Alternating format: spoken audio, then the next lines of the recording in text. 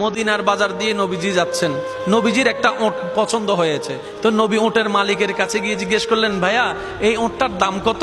ওই দামাদামি হলো, নবী সে দামে কিনতে রাজি হলেন, কিন্তু নবীর কাছে তখন অর্থ ছিল না। তখন নবীজি ওনাকে বললেন, আপনি আমাকে ওঁটটা দেন, আমি এখনই গিয়ে আপনার সেই প্রাপ্যটা পাঠিয়ে দিচ্ছি। ওঁটের মালিক ওনাকে ওঁটটা দিয়ে দিলেন। আশেপাশে যারা ওঁটের মালিক ছিল সবাই জিজ্ঞেস করতেছে, এই পাগলা, তুমি কি যাকে ওঁট দিয়েছো তাকে চিনো? বলে যে না। নাম জানো? বলে যে না। পরিচয় জানো? বলে যে না। ঠিকানা জানো? না। তো তুমি যে ওঁটটা দিয়ে দিলা, উনি যদি ওঁটের টাকাটা না ফাটায় তখন তো তুমি লসের মধ্যে চলে যাবা। সে ওঁটের মালিক বলে, এত সুন্দর নুরানি চেহারাওয়ালা কখনো বাটপার হতে পারে না, কখনো চিটার হতে পারে না, কখনো মিথ্যুক হতে পারে না। ওনার চেহারা দেখেই তো আমি ওঁট বিক্রি করার আগে মনটাই বিক্রি করে দিয়েছি, মনটাই বিক্রি করে দিয়েছি, মনটাই বিক্রি করে দিয়েছি। তোমরা যাই বলো, আমার মন বলে উনি আসবে আসবে, টাকাটা পাঠাবে পাঠাবে।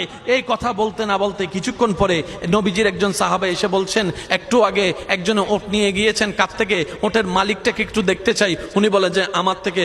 তো উনি বললেন, আমাদের নবী আপনার থেকে ওটটা নিয়ে গিয়েছেন, ধরেন ওটের টাকাটাও দিয়েছেন, আপনাদের খাবার জন্য কিছু খেজুরও হাদিয়া পাঠিয়েছেন, খেজুরও হাদিয়া পাঠিয়েছেন। ওই ওটের মালিক বলে, ভাইয়া টাকাটাও রাখেন, খেজুরটাও রাখেন, আগে আমাকে ওনার কাছে নিয়ে যান।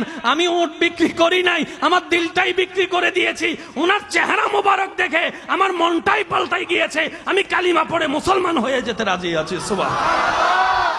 जिसका कोई सानी नहीं वो नबी हमारा है, मुस्तफा की अजमत का हद ही ना किनारा है। आशिक बोले, लम याति नजीरु कफी नजरिन मिसले तुना शुद्ध पैदा जाना। চিৎকার দিয়ে বলেন না সুবহানাল্লাহ। ওই নবীটা কাদের নবী? হয় নাই, সবার আওয়াজ বলেন, ওই নবীটা কাদের নবী? আমাদের কি ভাগ্য সে নবীর উম্মত হতে পেরেছে। আর একটু জোরে। প্রত্যেকটা বান্দাকে আল্লাহ জীবনে একবার সুযোগ দেয় দেয়, সে যে ধর্মেরই হোক, একবার সুযোগ আল্লাহ দিবেই দিবে, কিন্তু সুযোগটা কখন আসবে আল্লাহ জানায় না। তো সেজন্য ওয়াকুনু মা সাদিকিনের আয়াত আমল করতে হয়। আর একটু জোরে বলি না সুবহানাল্লাহ। ওয়াকুনু মা সাদিকিন আয়াতের উপর আমল করলে সুযোগটা যখনই আসবে আপনি সুযোগটা ধরতেও পারবেন, নিতেও পারবেন। কেউ হাসরের ময়দানে গিয়ে আল্লাহকে বলতে পারবে না, আল্লাহ তুমি আমাকে সুযোগ দাও নাই, এটা বলতে পারবে না। আল্লাহ পাক বলবে যে অমুক দিন এটা তোর সুযোগ দিছিলাম। আপনি তখন মনে মনে বলবেন, ও মাইলে ফিরে নাই তো নো বুঝি দেয়া না। কথা বলেন, কথা বলেন, কথা বলেন, ঠিক কিনা? আল্লাহ প্রত্যেক বান্দাকে জীবনে কয়বার সুযোগ দেয়? দিবে। হয়তো আপনার এসে চলে গিয়েছে, আর না হয় আসবে।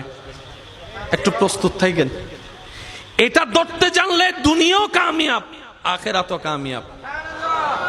যেমন বাইজিদ বুস্তামিকে আল্লাহ আপন করে নিতে চাচ্ছেন। উনি সারা রাত ভর কি নিয়ে দাঁড়াইছিলেন? ভাইয়া বলেন না ভাই। পানি। হাতে কি? হাতে কি? সারা রাত কি করছেন? দাঁড়াই আছেন। আল্লাহ এটা কবুল করে নিছে। ডাইরেক্ট আব্দুল্লাহ থেকে ওলি আল্লাহ বানাই দিছে। সুবহানাল্লাহ, জোরে বলেন না। তো যে পথ পার হয়ে উনি যেখানে যেত 10 বছর লাগতো, আল্লাহ সেটা সেকেন্ডের ভিতর পার করাই দিয়েছেন।